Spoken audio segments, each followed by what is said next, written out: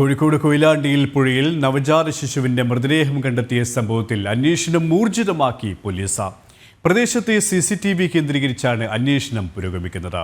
ഇന്ന് രാവിലെയാണ് പുഴയിൽ കുഞ്ഞിന്റെ മൃതദേഹം കണ്ടെത്തിയത്. പൊക്കിൽ കൂടി അറുത്തുമാറ്റാത്ത നിലയിലായിരുന്നു മൃതദേഹം. പ്രസവിച്ച ഉടൻ പൊക്കിൽ കുടി പോലും അറുത്തുമാറ്റാതെ ആ നവജാത ശിശുവിനെ ഉപേക്ഷിച്ചതാര്? ഈ നിഷ്ഠൂര ക്രൂരകൃത്യത്തിന് പിന്നിൽ അമ്മയാണോ? ഇങ്ങനെ ഉയരുന്ന ഒരുപാട് ചോദ്യങ്ങളുണ്ട്. അതിനുള്ള ഉത്തരം തേടിയാണ് പോലീസ് അന്വേഷണം.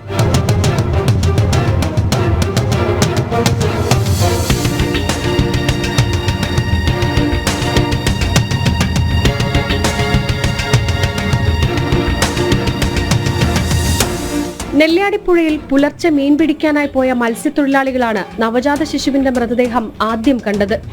വെള്ളത്തിൽ കമഴ്ന്നു കിടക്കുന്ന രീതിയിലായിരുന്നു മൃതദേഹം. ഉടൻ തന്നെ ഇവർ പോലീസിനെ വിവരമറിയിക്കുകയായിരുന്നു.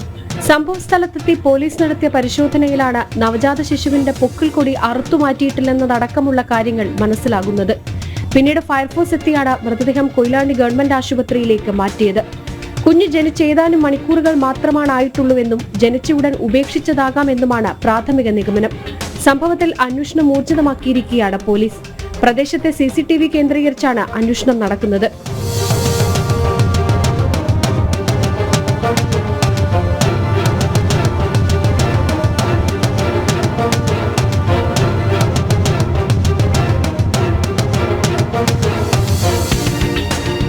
പുഴയ്ക്ക് കുറുകെയുള്ള പാലത്തിൽ നിന്ന് കുഞ്ഞിനെ പുഴയിലേക്ക് എറിഞ്ഞ് കടന്നു കളയാനുള്ള സാധ്യതയും അന്വേഷണ സംഘം പരിശോധിക്കുന്നുണ്ട്. പുഴയുടെ തീരപ്രദേശത്ത് താമസിക്കുന്നവരെ കേന്ദ്രീകരിച്ചും അന്വേഷണം നടക്കുന്നുണ്ട്. കൊയിലാണ്ടി ഭാഗത്ത് താമസിക്കുന്നവർ തന്നെയാകാം കൃത്യത്തിന് പിന്നിലെന്നാണ് പ്രാഥമിക നിഗമനം. നവജാത ശിശുവിന്റെ പോസ്റ്റ്മോർട്ടം നടപടികൾ പൂർത്തിയായാൽ മാത്രമേ മരണകാരണം എന്താണെന്ന് വ്യക്തമാകൂ.